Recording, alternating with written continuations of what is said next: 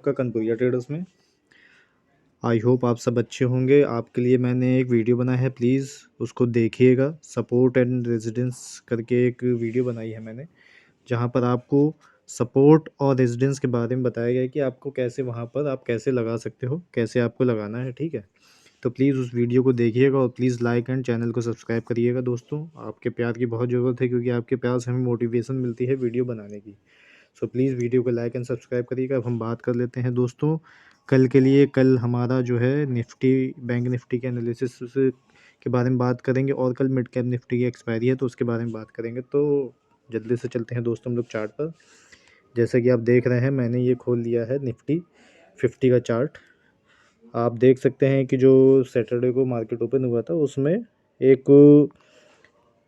ज़्यादा बड़ा कोई हमें मूवमेंट देखने को नहीं मिला। वो साइडवेज कह सकते हैं आपको। साइडवेज एक तरीके से है कि वहाँ मतलब एक ही रेंज में बाजार घूमती रही। एक बार थोड़ा ऊपर हाई लगाया था उसने, लेकिन उसके बाद ये देखिए ये हाई लगाया था, लेकिन उसके बाद वो वापस नीचे आ गई थी।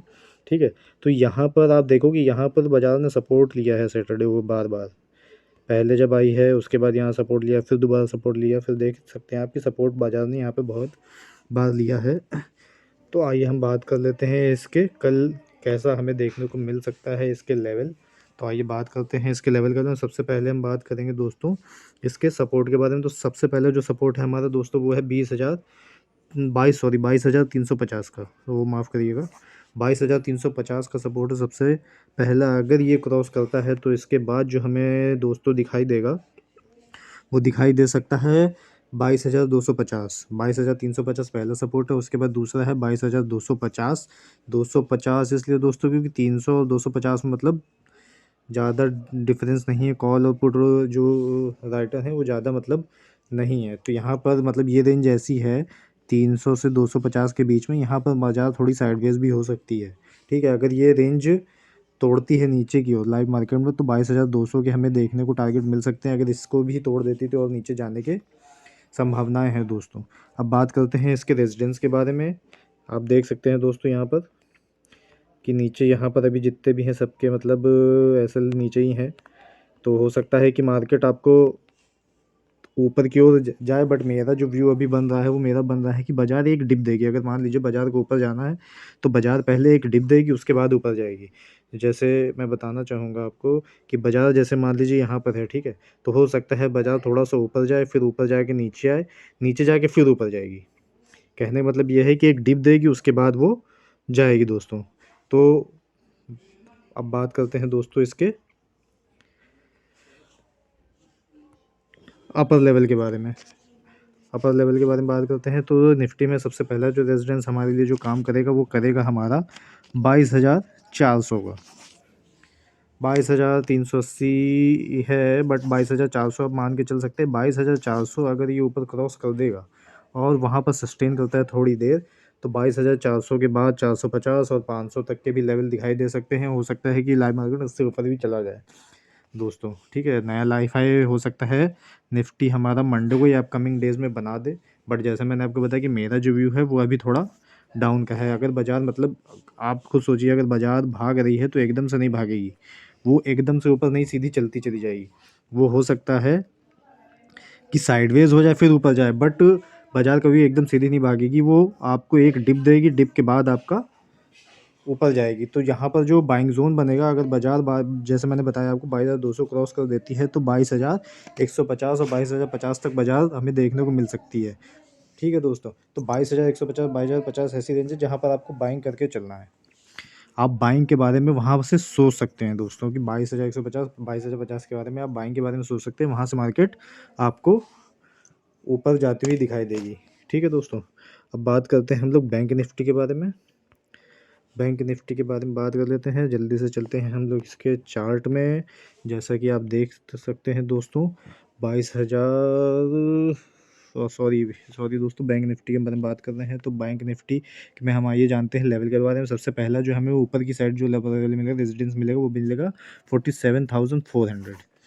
47,000 अगर 400 क्रॉस कर देता है तो 47,500 हमारा नेक्स्ट टारगेट होगा। अगर दोस्तों इसे भी बाजार क्रॉस कर देता है तो 47,600, और इसे भी अगर निकाल देगा तो फिर दोस्तों 47,800, और उसके ऊपर भी हमें टारगेट दिखाई दे सकते हैं।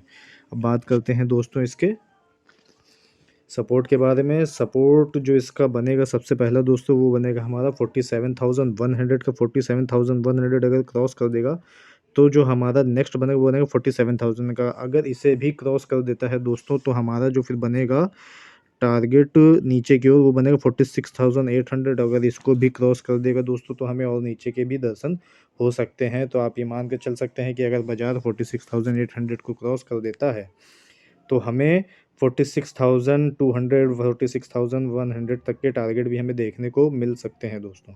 ठीक है दोस्तों, अब बात करते हैं जल्दी से इसके आगे मिड कैप के बारे में। जैसा मैंने पहले आपको बताया दोस्तों, मेरा व्यू जो अभी बन रहा है, मैं ये नहीं कह रहा हूँ कि बाजार ऊपर नहीं जाएगा, बट अभी जो मेरा व्यू बन रहा है वो बन रहा है कि एक डिप देगा बाजार, फिर उसके बाद ऊपर जाएगा।